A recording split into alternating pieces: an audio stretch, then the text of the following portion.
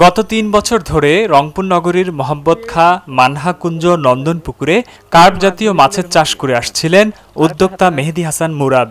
গত ১৫ সেপ্টেম্বর রাতে কর্মচারীদের অনুপস্থিতিতে দুর্বৃত্তরা পুকুরে বিষ ও গ্যাসের ট্যাবলেট প্রয়োগ করে পালিয়ে যায়। পরদিন সকালে পুকুরে মৃত মাছ ভেসে ওঠে।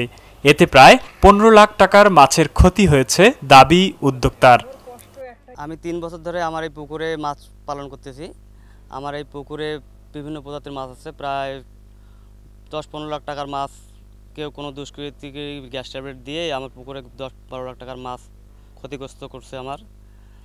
তা আমি এটা আইনের প্রশাসনকে জানাইছি। ৩ একর আয়তনের এ পুকুরে রুই, মৃগেল, কাতল, তেলাপিয়া, মোয়া, শিং, কালবাউস, পাঙ্গাস, কার্ফু, ব্রিগেড সহ নানা কার্প জাতীয় মাছের চাষ হতো। এসব মাছ পরিচর্যায় কাজ করতেন ১২ জন কর্মচারী। দুর্বৃত্তদের মাছ নিধনের ঘটনায় তারাও হতাশ। ১০ মনের মতো মোয়া মাছ মারা গেছে, মা মাছ, যেটার পেটে ডিম ছিল। এটা বাচ্চা দিলে এই পুকুরে ২০-৩০ মন মোয়া মাছ হইতো। আর ট্যাংনা মাছ যেটা মারা গেছে ১০-১২ মন, সেটাও মা মাছ, সেটার পেটেও ডিম ছিল। এই মা মাছগুলো এই পুকুরে ধ্বংস করে দিছে। এটা মানুষের শয়তানি। এখানে তোমার কি কয় গ্যাসের ট্যাবলেট মারছে রাত্রে।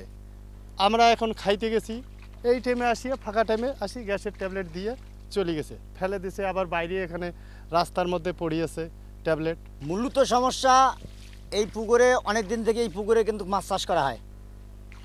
কেউ কোনোদিন কোনো বিট্টরে করে নাই। এই কয়েকদিন আগে এখানে কিন্তু এক ছেলে মাছ মারছিল, তা ওনাকে 2টা থাপ্পড় দেওয়া হয়েছে। থাপ্পড় দেওয়ার কারণে এই মাছটা আমাদের ওনারা বিট্টরাই করিয়ে এখানে মাল মারছে। এক কথায় গ্যাস ট্যাবলেট মারি দিতেছে। পুকুরের যেহেতু ১০-১২ লক্ষ টাকার মাছ নষ্ট হয়েছে, সেক্ষেত্রে এই ১০-১২ লক্ষ টাকার ক্ষতিতে আমাদের এলাকার যে চাষিরা আছে, মৎস্য চাষি, তারা সবাই আতঙ্কের মধ্যে আছে। কখন না জানি তাদের এই ধরনের একটা প্রবলেম ফেস করতে হয়। এ ঘটনায় ক্ষতিগ্রস্ত উদ্যোক্তা মেট্রোপলিটন হারাগাছ থানায় একটি অভিযোগ দিয়েছেন। পুকুরে বিষ প্রয়োগে মাছ নিধনের ঘটনায় এলাকায় অন্য খামারিদের মাঝে আতঙ্ক বিরাজ করছে। নিউজ ডোর ডেস্ক রিপোর্ট।